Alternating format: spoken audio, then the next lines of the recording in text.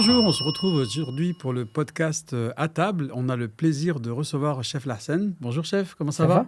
J'aime bien, t'es un des seuls qui m'appelle Chef Lahsen. Comment tu veux que je t'appelle alors? Hassan. Écoute, non, Mais t'as ça vu le m'a- mot chef pour moi, Ouais. il était tellement fort que je me suis dit, tiens, il faut quand même respecter tout ce travail, toutes ces années. Chef, merci encore de nous donner l'occasion de te découvrir en fait ton parcours. Pour ce podcast, je suis accompagné par Julien de Salut tout le monde. Savane-les-Maisons. Comment tu vas? Ça va et toi, Mokhtar? Ouais. On remet ça, c'est ça, Julien? Ouais, on remet le couvert à table. Effectivement. Alors, qu'est-ce qu'on va voir aujourd'hui avec notre ami? Du coup, il va un peu nous expliquer son parcours, c'est comment il a fait pour en arriver là, parce que c'est quand même un parcours atypique. Moi, personnellement, je l'ai connu en tant qu'artiste avant de le connaître en tant que chef. Et ça, il va nous expliquer un peu comment il a fait ce virement, pourquoi aujourd'hui il se lance dans cette industrie, et surtout, quelles sont les perspectives d'avenir. Ouais, non, tu as très bien dit, Julien, effectivement, c'est savoir, en fait, finalement, d'où vient cette volonté de pouvoir partager. Tu me l'as dit plusieurs fois, c'est la volonté de partager les choses. Aujourd'hui, on a l'honneur de te recevoir et c'est un grand plaisir sur ce podcast. Chef, tu peux te présenter un petit peu? Moi, c'est Hassan Souadji, un jeune du 93. Je pense que je suis resté bloqué à l'âge de 16 ans, je crois, en moi. On ne veut pas vieillir. Mais en fait, pourquoi je dis ça? Parce que c'est à cet âge-là où tu prends les premières décisions. Je suis juste un mec qui a voulu s'en sortir. Je dis toujours, à la base, on voulait juste monter sur les champs. Et en réalité, c'est une façon de dire que on voulait faire des choses, rendre fiers nos parents, rendre fiers la communauté et l'humanité de là où l'on vient, et surtout d'être de bonnes personnes. Ok. Parce que je dis tout le temps que quand tu prends n'importe quel parent, moi je suis papa, hein, j'ai 7 enfants, Ouais. n'importe quel parent de n'importe quelle origine, de n'importe quelle classe sociale, de n'importe quelle religion, veut une seule chose, c'est faire des enfants bien éduqués et que ça devienne de bonnes personnes. Et moi, c'est mon combat, ça a été mon combat, malgré le parcours en dents de scie. Mais aujourd'hui, voilà, c'est ça. Et je pense que c'est ça qui régit toute mon aventure. Tremblay, donc c'est une ville du 9-3, ou qui t'a vu grandir, ou qui t'a vu aussi t'engager au niveau associatif. Tu Oui. nous en parleras tout à l'heure. Bien sûr. Je crois que c'était l'association de la Cordée, quelque chose... Apart, c'est l'association Apart, ok. l'association de prévention par les arts de rue tremblaisiens, à l'époque où après on est parti vraiment dans tout ce qui va être le sport, l'action sociale et surtout le travail. Et finalement, pas très loin de Tremblay, se trouve le CFA de Villepinte. Villepinte, ouais. Alors là, tu vas nous en parler. Comment on passe du monde artistique à celui de la restauration? Comment tu te lances par passion, par nécessité? Alors, il faut comprendre une chose que, tu vois, on va le dire dans ton podcast, que beaucoup de personnes ne savent pas, c'est que j'ai commencé par la cuisine, moi. Ok. Beaucoup pensent que j'ai fait une reconversion professionnelle. Non, je n'ai pas fait FONGECIF. J'ai commencé à l'âge de 14 ans. J'ai commencé à l'âge de 14 ans la cuisine. Ça a été très dur de convaincre les parents. Il faut savoir que c'était un métier à l'époque qui n'était pas vu comme un métier noble, la cuisine. À l'époque, la cuisine, c'était CAP, Ouais. BEP. Et nous, nos parents voulaient absolument qu'on fasse le bac, de longues études. Le bonheur que j'ai eu, c'est que j'ai 2 grands frères et 2 grandes sœurs qui ont fait de longues études, mais qui n'ont pas fini forcément dans les métiers qu'ils voulaient faire parce qu'ils ont rencontré certains problèmes. Et là, se disaient, les études, est-ce que ça sert vraiment dans l'envie de réussir dans ce qu'on aime? Et j'ai eu l'appui de mes grands frères et grandes sœurs qui ont dit à mes parents, j'avais fait une seconde générale. Donc à 14 ans, j'ai commencé la cuisine. J'ai vraiment vu que c'est ce qui me plaisait. Mes parents m'ont pas laissé aller donc dans le cursus scolaire CFA, alternance, apprentissage. Et à l'âge de 15 ans, j'ai montré que j'étais pas attiré par les études générales. Mes frères et sœurs ont pu parler en mon nom et dire à mes parents, écoutez, laissez-le faire ce qu'il aime. Si c'est la cuisine, laissez-le faire. Et là, on est rentré dans la deuxième bataille qui était la plus difficile, c'est d'être accepté dans cette école de renom qui était le CFA de Villepinte, qui était une des meilleures écoles parisiennes, où je passe de temps en temps faire des formations. Je pense que dans toute ma carrière, j'en ai fait des grandes choses. C'était le plus grand aboutissement de revenir dans ton école de formation qui était dure à intégrer. Et surtout, le plus dur, c'était l'entreprise, qui est encore une chose très difficile. Je pense que vous devez le voir, vous, avec Mike Réau. Je vois, parce que moi, j'ai moi-même un de mes fils qui galère à chaque fois pour trouver des entreprises en alternance. Mais quand tu avais ces 2 choses-là, donc en 97, j'ai commencé, 98, l'année de la Coupe du Monde, qu'on a remporté avec la vraie France, comme j'aime le dire, eh ben, j'ai commencé ma première année d'apprentissage. Une grande pensée à monsieur Laurent Delcros, un enfant du 93 aussi, qui a cru en moi. Je crois que c'est ça, en fait. Qu'est-ce que j'étais nul, Mokhtar. En fait, Mais il a cru en moi. c'est-à-dire des gens qui te tendent la main. J'ai juste une question pour Julien. Julien, Ouais. tu te rappelles, lors du précédent podcast, on disait, humblement, tu dis, moi, je suis pas restaurateur, je suis entrepreneur de la restauration. Ouais. Ça te fait quoi de voir un gars qui a commencé depuis 14 ans dans ses cuisines? Quelle est, à ton avis, toi, les questions que tu aimerais lui poser d'aujourd'hui dans la restauration? Bah, du coup, c'est vrai que moi, j'ai pas un parcours similaire. Moi, j'ai fait des grandes études et après, je me suis lancé dans la restauration.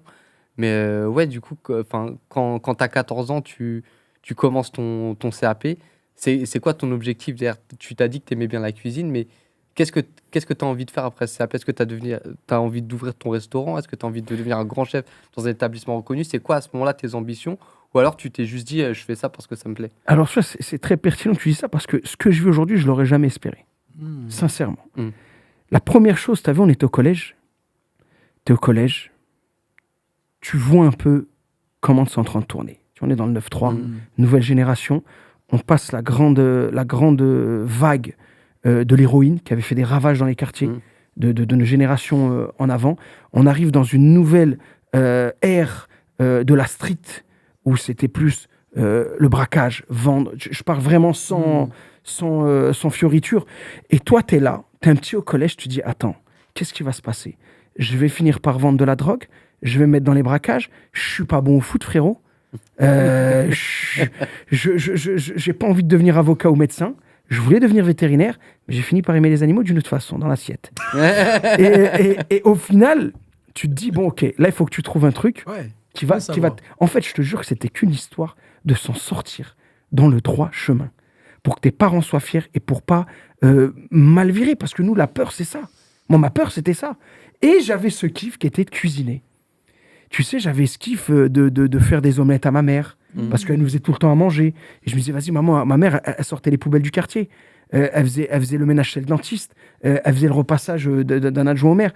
Et c'était de la débrouille. Et moi, je disais, mais ma mère, qui pense à elle? Alors, j'ai commencé par le ménage, j'ai pas tenu longtemps. La serpillière rouillage, j'ai pas tenu longtemps. Alors après, je faisais des omelettes. Est-ce que tu faisais la vaisselle après que tu as fait l'omelette? Bien sûr. Ah, tu faisais un peu Plus de ménage, aujourd'hui, alors. j'évite. J'esquive. C'est pour honorer mon statut de chef. Non, je nettoie aussi.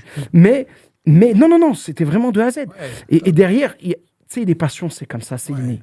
Et quand tu te retrouves à dire, bon, ok, et moi, ma vision, c'était quoi? Je veux dire, c'était con. J'avais un pote, Nicolas Stojkovic, qui est un de mes meilleurs amis. Lui, ses parents l'ont laissé aller en cuisine. Mais lui, il détestait la cuisine. Mais son beau-frère, c'était le chef Laurent Delcros. Et quand on arrive en 3e, donc les conseillers d'orientation, tout ça, et je lui dis, t'es mastoy, moi j'ai un bête de plan. La cuisine française, c'est réputé. Dans le monde entier, on trouvera du taf. Et tu sais ce qu'on fait? On passe le diplôme, on se barre au Canada. Et il paye l'équivalent. Il y avait un plan. On se barre au Canada. Et là-bas, je sais qu'il peut payer jusqu'à l'équivalent de 2500 € par mois. C'était ça, moi, mon rêve. Mais j'avais peur de l'avion. Comment ça, chef? Reconnu à l'échelle internationale. J'avais, mais ça, on va en parler. Marrakech. On va en parler. J'avais la phobie. Moi, tu m'appelles, tu me dis, il faut venir me chercher à l'aéroport, je viens pas. Tu sais, quand il y a un avion qui passait, je ne regardais pas. C'était vraiment une phobie, mais poussée. Et mon pote Stoy fait ce que je voulais faire. J'avais la rage. Il est parti au Canada? Non, il est rentré en tant que cuisinier chez son beau-frère. Ah, ok. À l'auberge Nicolas Flamel, puis Veille Maison de Paris. C'était mon rêve. Et il vivait mon rêve. Et là, l'année donc, où lui part faire sa première année d'apprentissage, mes parents ne veulent pas. Je me retrouve au lycée. En sciences économiques et sociales, en seconde. Je suis dégoûté, frérot. Je dis, moi, mon rêve, c'est la cuisine. Et comment tu fais après, alors? Eh ben, je ne suis pas un élève... Je suis très intelligent, j'ai des bonnes notes, mais je ne suis pas studieux.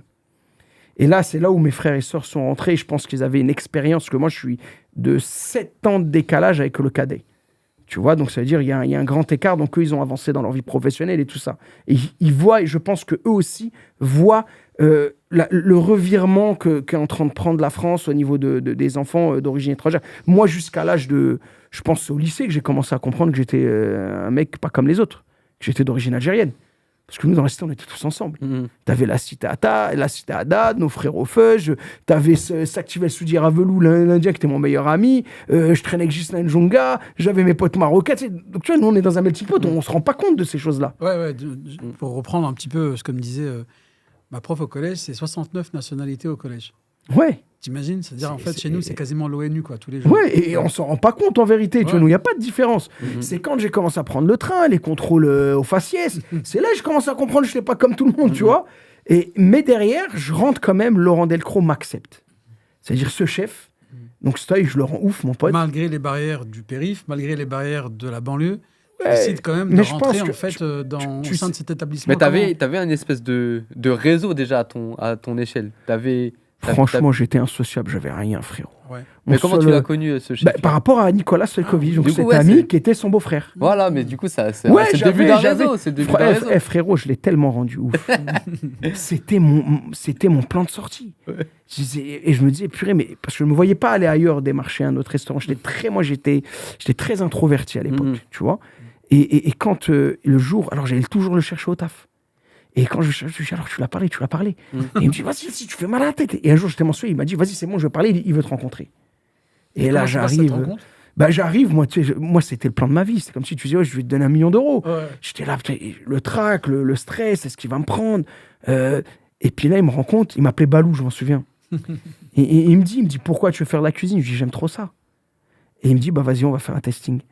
Mais j'étais tellement nul, mon pote. Tu sais, hier, je forme un gars dans un restaurant, et puis je le regarde, et il est nul. Il a eu son diplôme, mais il est nul. Et je le regarde, je dis, t'as la chance que j'étais nul. J'ai choisi de rentrer chez toi. Donc, c'est quoi? Tu donnes la chance à ceux-ci et celles qui n'ont pas forcément tout le Ouais, talent, moi, les je compétences. te jure. Alors, c'est quoi j'ai- qui a fait la diff? T'étais Pourquoi nul, il a comme pris tu un le nul dis, ouais, voilà. Pourquoi il a fait pour prendre un nul? Bah, t'as vu, la dernière fois, je lui ai fait une surprise, pas loin de ton restaurant, rue de Sedaine. Ouais. Et il y a un truc qui s'appelle Chef Square, où lui, il est formateur depuis des années. Et je réserve sur Internet sous un faux nom.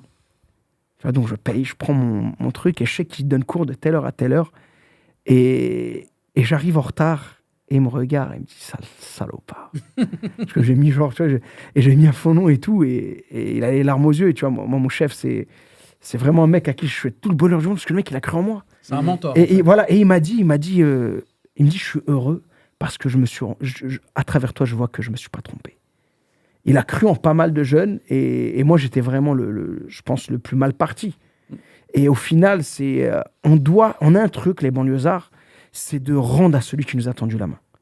On est très reconnaissant. Et c'est un mec où moi, je serais reconnaissant à vie. Tu sais, aujourd'hui, il voit mon parcours, t'as vu? Tu sais, moi, toujours, c'est chef. J'ai mis du temps avant de le tutoyer. Et en fait, tu vois, l'autre jour, il me dit, mais ça y est, t'es loin. Je lui dis, non, je serai toujours en dessous de toi. Parce que t'es celui qui m'a ouvert les portes. Il m'a appris le patrimoine des goûts. Ça doit avoir tel goût. C'est une chose qu'on oublie aujourd'hui dans la transmission de ce métier. Et aujourd'hui, c'est aussi, ce qui, comme tu disais, ce qui va te donner l'envie d'être le mentor. Tu sais, moi, je suis en Afrique depuis 14 ans. J'ai formé de toutes les origines dans le monde.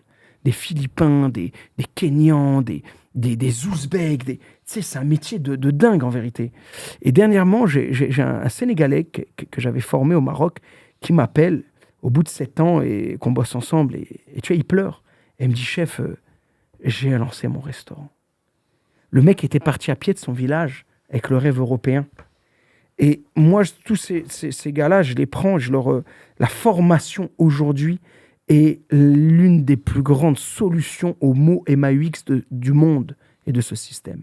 Quand tu apprends un métier à une personne, tu lui donnes un espoir, tu lui redonnes une dignité dans certains pays. Tu lui donnes aussi l'envie de pouvoir fonder une famille, se marier, assumer. On enlève le problème de la prostitution, on enlève les enfants abandonnés, les orphelins. La force de la formation est énorme. Et aujourd'hui, moi, c'est mon premier combat, c'est ça. C'est de former un maximum de personnes. Ouais, tu l'as bien dit, en fait, tu as travaillé dans différents pays. Tu peux citer quelques-uns en Afrique, Maroc aussi, Londres, Émirats, Paris. Algérie, Ouais, Cologne, Zurich, Toujours dans la Bruxelles. restauration à table ou même dans la street food? Dans Parce tout, que non, on dans y tout. reviendra Dans- tout à l'heure. mais dans tout, on moi. te voit de plus en plus Je aujourd'hui. suis beaucoup dans le croiser fast casual, dans la street food. Tu sais, moi, quand le Corona il est tombé, on va dire, nous, on est un peu des avant-gardistes. Parce que nous, on est dans une... Je pense que le survivalisme de la cité t'apprend à être avant-gardiste. T'as vu? Et tu comprends des choses mieux que certains qui n'ont pas besoin d'aller vraiment dans ces tranchées pour vaincre la galère. Et en fait, quand le Corona tombe, je me dis, moi je suis de la gastronomie française, typique, 100%. Je me dis, là, il y a un truc qui se passe. Et il faut aller dans le street food, dans le fast food.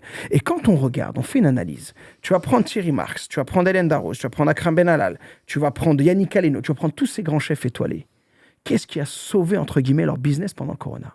Le burger. Et là, ce qui a été mortel, c'est que ça m'a crédibilisé dans mon choix. Parce que quand quelqu'un me parle, oh, mais toi, t'as vu... Tu vois, par exemple, mon chef, lui, la street food, tu n'en parles pas à la base. Mais aujourd'hui, les chefs ont accepté la street food. Tu prends un exemple, Michel Saran. Michel Saran qui a dû fermer son restaurant 2 étoiles à Toulouse, qui se retrouve à faire un partenariat avec Burger King. Je ne sais pas si on va citer les marques, moi je cite les marques, tu vois. Mais là, pour moi, en analyse business, c'est très important. Mais Michel Saran, justement, il n'avait pas fait son truc de croque-monsieur qui a fermé à Dubaï. Il a fait ça aussi à Dubaï. Et comment tu t'expliques ça? Parce que ça ressemble quand même vachement à de la street food. Le croque-monsieur, c'est un produit qui ressemble au Hummer, tu vois, qu'on mangeait au grec à l'ancienne. Bah, aujourd'hui, moi, je vais te dire une chose. Tu sais, j'écoutais, moi, j'essaie d'aller dans tous les salons. Que ce soit les salons de geeks, des salons de tout. Pour moi, le salon, c'est le premier conseil que je donne à un entrepreneur qui veut se lancer. Ça te fait gagner 10 ans sur tes projets. Je vais donner un petit tips, tu vois, pour les gens qui vont nous regarder, qui sont peut-être dans l'entrepreneuriat. Si tu veux rencontrer les big boss des sociétés les plus grosses, c'est dans les salons que tu les trouveras. Je te jure que tu peux aller au stand de Bigard et voir le big boss de Bigard qui va être là. Et ça, c'est vraiment un truc, moi, qui m'aide beaucoup, les salons. Et aujourd'hui, quand tu vas, tu vois que la street food est le premier élément moteur de faire de l'oseille, tu comprends une chose. Salon de l'agriculture, une étude est faite. Il y a eu un moment la vague du healthy food, de manger des petites graines, des petits pépins. Et tu vois que ça représente aujourd'hui même pas 0,0 et quelques pourcentages du business. Pourquoi? Aujourd'hui, manger est une des choses primordiales. C'est humain, c'est comme ça. C'est ce qu'on appelle la nature saine de l'être humain. Il faut qu'il mange. Et c'est surtout une des seules libertés qui reste à chaque être humain sur Terre qui peut se permettre de manger ce qu'il veut. C'est pour ça que la street food aujourd'hui est l'élément le plus réconfortant pour une personne. Et les gens aujourd'hui ont besoin de réconfort. C'est pour ça qu'on fait même moins attention et qu'on va les manger, peut-être engagés, peut-être on va regarder les produits, qu'on ne mange pas trop non plus de conneries, mais c'est la seule chose qui te réconforte aujourd'hui. C'est de manger librement. Et il y a un truc qui a contribué aussi, c'est tous ces nouveaux logiciels caisses, où tu n'as plus affaire à un être humain et donc tu ne vas plus être jugé par une personne qui va regarder ce que tu veux prendre. Ta compo, en fait, de ton produit, compose ton produit, il ressemble à rien, en fait. Ouais, il y a des trucs très improbables, mais aujourd'hui, je pense que...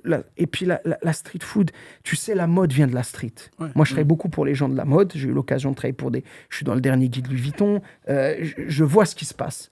Est-ce que l'adresse, il vient d'où, en fait? Comment un mec de CFA, tu me sors les noms, on me dit que tu as cuisiné pour les grands de ce monde, les Rothschild, pour Karim Benzema, tout ça, non, en fait... Pour Mbappé, pas Benzema encore. Mbappé, ouais. Hakimi, Mbappé, ouais. Et comment on en arrive, en fait, à ça? Tu sais, moi, c'est ce que j'ai dit, je ne sais pas si tu as vu, et je le répète toujours, et je le répéterai toujours aux entrepreneurs. Déjà, d'une, sois toi-même et deviens une référence. Tu as vu, aujourd'hui, le problème, tu dois le voir tous les jours, toi.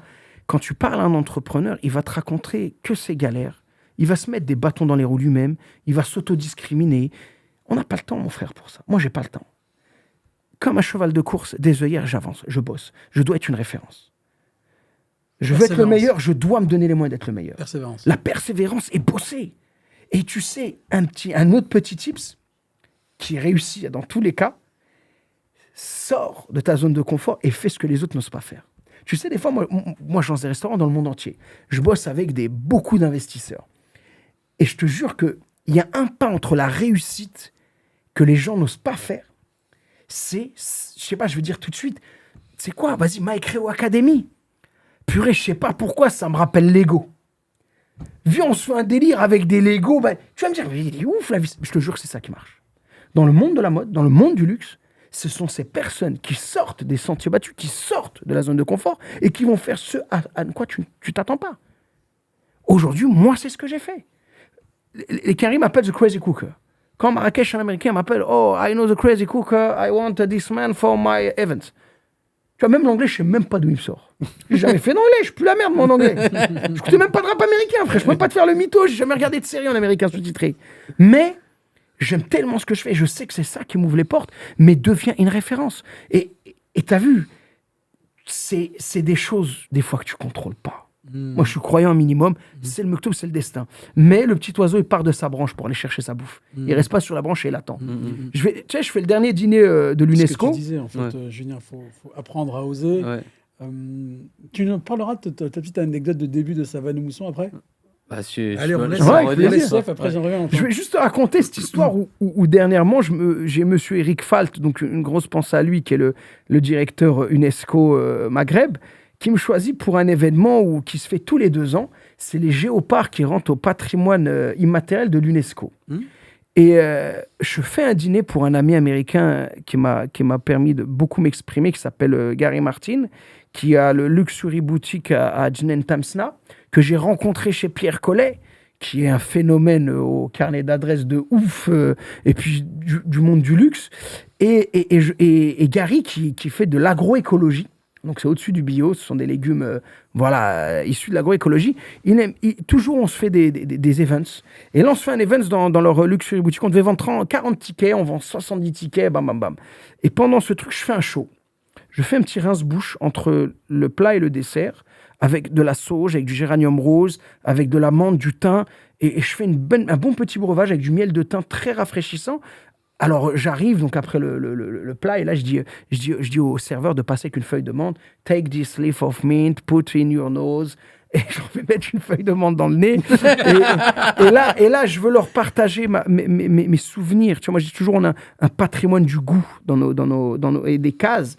Et là, je leur amène les tasses en gotran, tu sais. Ouais. C'est des tasses en argile avec de l'huile de cad, qui est un antibiotique naturel. Et je verse ce breuvage dedans et je leur demande de couper la musique, de fermer les yeux et de se rincer le palais et de humer et de planer au-dessus du jardin de Djnen Tamsna. Et là, tout le monde applaudit. Et puis là, t'as le big boss. Tu sais, il y a le big boss de l'UNESCO qui dit, écoute, je veux un event avec toi. Et là, enfin, Big Events ou France TV, ils viennent me filmer ou deuxième. Bref, et pourquoi ? Parce que je me suis mis zéro limite, mais de la cohérence et du savoir-faire et du talent.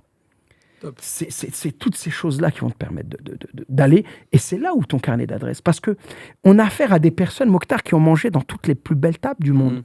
Qu'est-ce que tu veux ? Moi, je ne suis pas le meilleur cuisinier du monde. Mais qu'est-ce que je peux leur proposer qu'ils n'ont jamais mangé dans leur vie ? Il faut les dérégler. Exactement. Une expérience. Une expérience.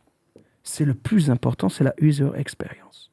Et quand tu arrives à faire ces choses-là, et je pense que c'est le côté artistique et le côté folie qui va te permettre de faire du beautiful business, du romantic business. Écoute, tu m'as donné faim, en fait. Ouais. Mais moi j'aimerais bien savoir, du coup, c'est quoi le plat dont tu es le plus fier ? C'est quoi, dans toute ta carrière de chef, c'est quoi l'événement ou le plat ou le truc que tu as sorti dont tu es le plus fier aujourd'hui ? L'événement le plus dont je suis... C'est pas une histoire de fierté, mais je pense à rapporter le déclic où il y a ce syndrome de l'imposteur qui est parti. Parce qu'on a ce truc-là, nous, ce syndrome de l'imposteur, quand... tu te rends pas compte parce que tu n'as pas de jauge, en fait. Tellement tu n'as pas affaire à ces gens-là, tu n'as pas de jauge sur ce qui se passe, en fait, dans ce monde-là. C'était un repas, et je fais une grande dédicace à Nicolas Barrault, qui est le directeur d'un golf très prestigieux à Marrakech, qui m'a donné ma chance de pouvoir m'exprimer. Du moins, je m'étais enlevé cette chance. Ça, c'est une anecdote de ouf. Le mec arrêtait pas de m'appeler, je répondais pas. Parce que je me voyais. Qu'est-ce qu'il t'avait proposé ? Il voulait me rencontrer pour qu'on bosse ensemble. Il avait entendu parler de moi, il entendait parler que je faisais des bêtes d'events et tout ça. Mais là, on parle d'un golf, frérot. Dedans, il y a que des milliardaires qui vivent dedans. Tu sais, il m'appelait, je répondais pas. Mais je répondais pas parce que je me la racontais. Et là, il va le savoir aujourd'hui, parce que lui, il a cru que je me la racontais.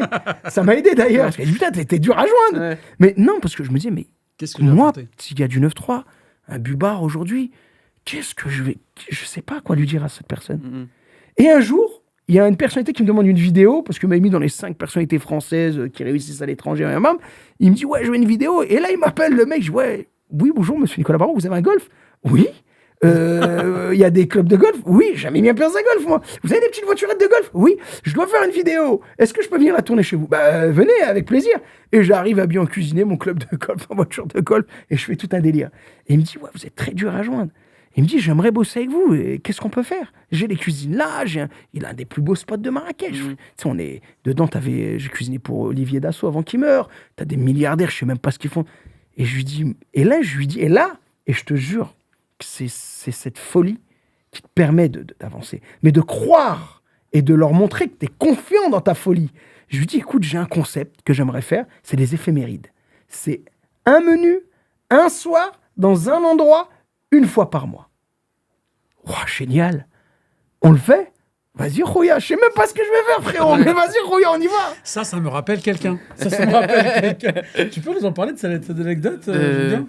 Bah, du coup, pour la petite histoire, quand on a lancé Savane et Mousson, en fait, on avait eu l'idée, le concept, un peu comme tu viens de dire, on avait pensé à fusionner l'Afrique et l'Asie. On s'était dit, ouais, on va faire des sushis africains. Du coup, avec Aïssata, mon associé, on avait commencé dans notre cuisine à faire des petits sushis et tout ça. On les avait pris en photo. On s'est dit, ça peut nous servir pour la com, etc. Et on avait vu passer un événement à l'époque, c'était en 2019, Festival international du sushi. Regardez les sushis faits dans tous les pays du monde. Du coup, on dit, nous, on rentre dedans. Je dis à Aïssata, vas-y, fais une petite présentation sur PowerPoint. En vite fait, on leur envoie, on fait semblant qu'on est une grosse entreprise, qu'on existe depuis longtemps, alors qu'on était 2 étudiants, tu vois. On était à l'école en parallèle et tout. On envoie à 10h. À 11h, je reçois un appel. Oui, c'est génial ce que vous faites. Est-ce que vous pouvez être prêt pour vendredi? Sauf que nous, on était en stage. Ça veut dire qu'on était lundi. Il fallait être prêt pour vendredi. Oui, vous inquiétez pas, nos équipes sont mobilisées. On va les mobiliser pour cet event. On va renforcer les effectifs et tout ça. Mais on n'était que 2. On était en stage.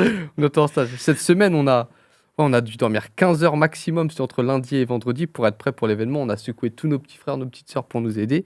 Mais c'est ce que je disais à Mokhtar. En fait, l'entrepreneuriat, c'est des fois, tu te lances et tu construis ton parachute pendant que tu es en train de tomber. Bien sûr. C'est l'opportunisme positif. Tu sais, tu me dis ça. Mais tu sais, des fois, je suis là, je réfléchis. Je dis, mais en vrai, moi, j'ai toujours ce rapport, tu as vu, aux travailleurs. Tu as des gens qui, pour un SMIC, travaillent 35 heures par semaine, qui travaillent beaucoup. Et je me dis pas que je suis un privilégié aujourd'hui, je me vois comme un privilégié. Je travaille beaucoup moins que certains, je gagne beaucoup plus d'argent que beaucoup, mais en réalité, c'est par la cause de ces sacrifices et de ces coûts, parce que ce jour-là, tu n'aurais pas accepté ce contrat et tu aurais dit, écoutez, on ne sera jamais prêt, peut-être que tu n'en serais pas là aujourd'hui. Ouais, c'est ça. Et là, tu me rappelles une histoire, un jour, il y a un mec, moi j'ai longtemps fait les desserts, et ma première expérience entrepreneuriale dans la restauration qui m'a ramené de l'oseille bien comme il faut, c'était de livrer des desserts au restaurant. Et il arrivait tout le temps un truc, quand tu es la référence, il y a des gens, au début de ton business, quand tu le développes, où l'offre ne dépasse, où la demande ne dépasse pas l'offre, tu dois accepter des coûts, tu vois. Et il y a un mec qui m'appelle, demain on a besoin de 250 tiramisu. Mais moi, à cette époque-là, les tiramisu, j'ai même pas un pétrin. Je te jure que je monte les blancs d'œufs à la main. Ah ouais. Frérot. Et, ok, 250, ça me fait 250 € de bénéfice. Vas-y, il n'y a pas de problème, frérot. Je suis là, mon frère. Les maths. Mais tu te retrouves dans ce truc-là où chaque minute compte. Et en réalité, toute cette compensation de te dire « Ah, mais regarde, je ne travaille pas autant que les autres », en vérité, il y a des moments forts où tu travailles 100 fois plus que les autres et surtout où tu as un mental que les autres n'ont pas. Moi, en vous écoutant parler, je remarque une chose, c'est que de plus en plus, en fait, ce que tu es en train de faire, c'est de prendre tout ce savoir-faire de cette gastronomie française, de cette culture, de ce patrimoine, et tu es en train d'initier finalement la restauration street food à s'élever avec ces bonnes pratiques-là, en faisant pour beaucoup des signatures. Pourquoi ça t'a donné envie de croiser les mondes, en fait? Est-ce que toi, déjà, pour toi, c'était cloisonné ou finalement, ça s'appelle de la restauration? Alors, pour moi, tu as vu Une fois que tu m'as dit une chose qui était incroyable, en aparté, tu m'as dit, Mokhtar, le burger a sauvé la restauration durant le Covid. Tu peux en parler? Bien sûr, c'est ce qu'on disait le jour pour rebondir. Aujourd'hui, tu vois que le burger a dépassé le sandwich jambon beurre en France. C'est-à-dire, on était à 1,2 milliard de sandwich jambon beurre. Là, le burger, depuis quelques années, depuis 2018, si je ne me trompe pas, a dépassé. Je ne sais pas si tu te rends compte. Et aujourd'hui, on a la folie, par exemple, et dans le burger, il y a différentes gammes. Et là, on a le smash burger qui a smatché vraiment tout le monde. Aujourd'hui, moi, pour être complet dans le business, faut tout connaître. Okay. On ne connaît pas tout, mais il faut y chercher au plus large. Moi, j'ai eu l'honneur d'être formé par un chef et que j'ai pu travailler dans de grandes maisons. Je ne sais pas si vous vous rendez compte la richesse et le patrimoine qu'est l'art culinaire français. Aujourd'hui, on voit de moins en moins de restaurants qui vont utiliser les techniques de cuisson, qui vont utiliser les produits, les AOP. Et en fait, c'est un mood, c'est un mindset. C'est aider. Moi, tu as vu, par exemple, je fais un truc dans chaque région où je lance un restaurant, je vais voir les producteurs locaux. Je veux travailler avec les produits des producteurs locaux. Par exemple, là, j'ai signé un contrat à Carpentras. Je vais mettre de la fraise de Carpentras et de la truffe de Carpentras dans ma carte. C'est une obligation que je m'inculque à moi-même et que j'explique aux investisseurs. Là, par exemple, c'est fort ce que tu dis, Mokhtar, parce que c'est vraiment ma feuille de route que je me suis donnée depuis quelques années. Là, je suis sur le lancement à Paris d'une nouvelle brasserie identitaire, donc halal, comme on dit. Et je leur dis, les gars, là, on va rentrer la blanquette de veau. Il n'y a aucun restaurant halal aujourd'hui qui fait de la blanquette de veau. Ensuite, je pars à Lyon, je vais rentrer le bœuf bourguignon halal. Et de montrer ces techniques de cuisson, cette bouffe qui est un patrimoine français dont je fais partie. Je suis français. Ça fait 14 ans que je vis à l'étranger et ça fait 14 ans que j'ai compris que j'étais français à un point que tu ne peux pas t'imaginer. J'aime le camembert, j'aime la baguette. Marine, désolé, mais c'est comme ça. Et parlons-en alors, finalement, on passe au dessert dans notre menu du podcast. C'est quoi les perspectives de 2025? C'est quoi tes projets fabuleux? Fais-nous un peu rêver. Qu'est-ce qu'il y a 2025 dans les tuyaux? ou même après, 2026, 2027. Tu sais, je sais pas, c'est dû à quoi cette impulsion sur 2030? Ouais. Mais on a le grand truc de 2030 sur tout le territoire international, que ce soit en Arabie, que ce soit en Afrique, avec la Coupe du Monde, que ce soit même en France. J'ai vu qu'il y avait... Donc, moi, je reste un peu fou et artiste, à vivre du jour au lendemain. Il m'arrive que des aventures de ouf. Tu sais, en fait, il n'y a que du plus aujourd'hui.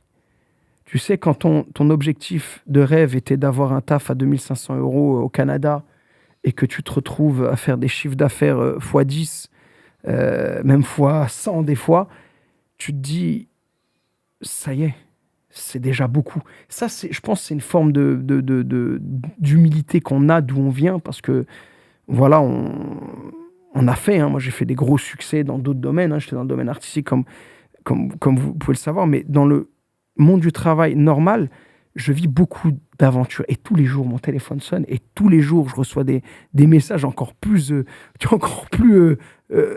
fous que les uns que les autres. Tu sais, avec les réseaux sociaux, c'est de la folie. Tu peux ouvrir demain ton mail, purée, t'as un tel qui t'a contacté, et tu te rends compte que c'est vrai. Et là tu te dis, mais pourquoi moi? Parce qu'en réalité, il y a des choses qui font que l'humain ressent, et n'importe quelle classe sociale, c'est ta sincérité, ton amour pour le métier, ton talent, ta créativité et ton envie d'aller toujours plus loin. Moi, aujourd'hui, je me donne 2 objectifs. C'est la formation, parce que tout à l'heure, j'ai cité les causes, et aussi, c'est un très beau business. On a énormément de pays émergents aujourd'hui qui vont avoir besoin de nous pour former avec le cœur, parce que ce qui manque beaucoup aujourd'hui, c'est le cœur à l'ouvrage. Et nous, aujourd'hui, tu as vu, on a un retour à l'international. Tu sais, moi, quand je forme un Indien, un Philippin, un Ouzbek, un Kenyan, un Togolais, un Érythréen, tu sais, j'ai découvert des pays que je ne savais même pas que ça existait. Tu sais, le mec, il est là, il te dit, il t'envoie des messages. Tu te dis, purée, j'ai une mission, mon frère. Et ça, c'est une mission très française.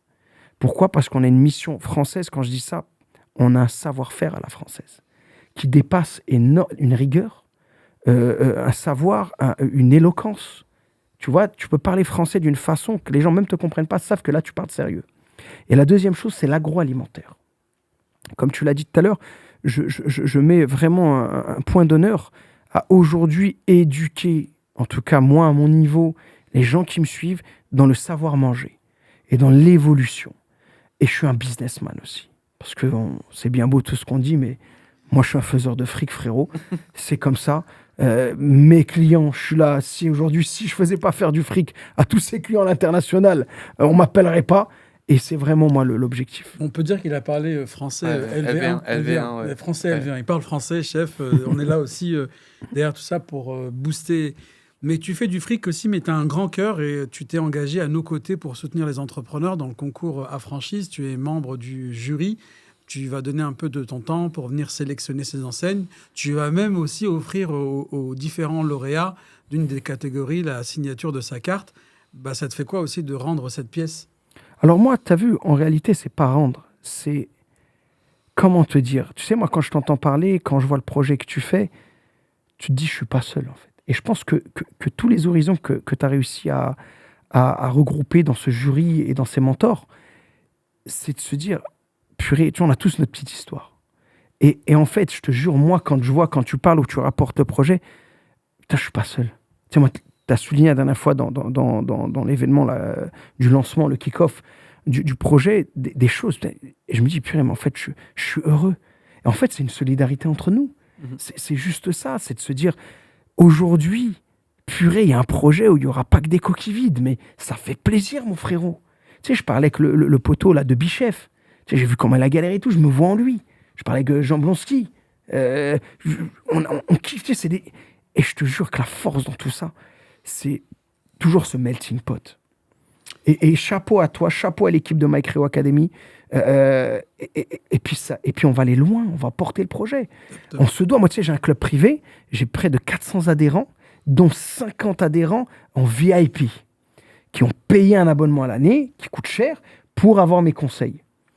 Et quand je vois ce que tu as lancé, j'ai des profils, moi, dans mon club, on va leur donner cette opportunité. Super. C'est des mecs qui ont 2-3 restos. C'est des mecs qui n'ont pas le temps d'être sur les réseaux. C'est des mecs qui ne connaissent pas tout ce système, mais qui tous les jours se lèvent et qui tous les jours nourrissent des centaines et des centaines de personnes. Bravo, Et qui font un magnifique boulot. Et aujourd'hui, avec My Creo Academy, ça va être pouvoir, même si au final, ils ne gagnent pas, c'est juste de leur dire, regardez, on s'est tourné vers vous. On vous a donné... En fait, il y a aujourd'hui, moi j'appelle ça le real fake. Et là, on est dans une période de real fake où il y a une sorte de décantage. Tu sais, nous, quand on fait... il y a le dépouillage. Quand tu sais, tu fais un ragoût, il y a une écume qui monte, c'est un peu les impuretés de la viande, et on enlève, on dépouille. Le terme culinaire, c'est dépouiller. Et en fait, là, dans My Creo Academy et ce projet d'affranchise, je me dis, purée, on ne pourra pas donner à tout le monde. Mais moi, tu sais, si je te donne ma boîte Instagram, ou bien TikTok, ou bien Snapchat, c'est des dizaines et des dizaines de restaurateurs qui m'envoient des messages tous les jours. Et moi, quand j'analyse, je vois que c'est des mecs qui bossent, Mokhtar. Donc ces gens-là, c'est eux qui méritent. Voilà, c'est leur donner, leur dire, écoutez, là, il y a un projet pour vous, par vous, parce que c'est eux qui vont être l'élément moteur. On est là, on est avec vous. Top. Et moi, signer une carte gratuitement pour ces gars-là, j'ai vu que ça a été évalué à 7 500, mais une carte Chef Hassan aujourd'hui, c'est 27 000 euros. Donc, une carte à 27 000 euros. Ouais, 27 000 euros. Ouais, alors moi, j'ai plusieurs forfaits. Après, moi, tu as vu, je suis très transparent dans le travail. Je galère encore, je travaille encore, j'essaye encore de trouver ce truc. Hein. Bon, après, je suis vraiment pas à plaindre, mais les ambitions sont un peu plus haut. En tout cas, bravo de l'offrir à ces lauréats. Mais pour moi, tu vois, moi, je kiffe, t'as vu. Je t'ai dit, moi, je pense qu'à travers cette action-là, je me sens plus seul.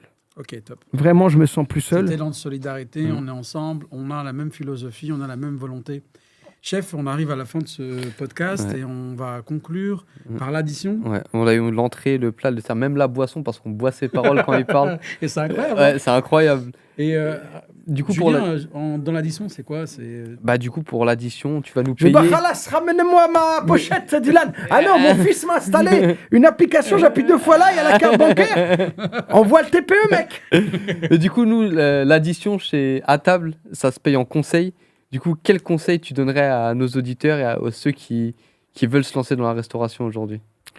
Alors moi, je le dis toujours, je ne suis pas partisan du crois en tes rêves, vis ta vie, vis ce que tu as envie de vivre. Ça c'est clair. Tu n'iras nulle part si ça, c'est pas déjà ancré dans ta tête. Par contre, dans le conseil, j'ai remarqué une analyse à un très haut niveau, tu vois, soit au niveau gouvernemental, quand ils font appel à des sociétés, on va parler vraiment business, entrepreneuriat, que ce soit des entreprises, des investisseurs, il y a une chose qui va faire que tu vas pouvoir décoller dans ton business, et c'est le conseil que je donne, c'est fait. Make, c'est comme ça on dit en anglais. Mm. Si tu fais pas, barre-toi de là. Si tu fais, on t'appellera. Parce que demain, en plus, il y a ce magnifique moteur de recherche qui s'appelle Google.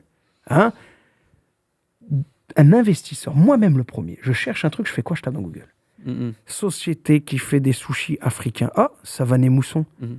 Bon, j'ai un événement demain autour de là, en ce moment, on a mis en avant, on a des budgets qui sont tombés pour ça.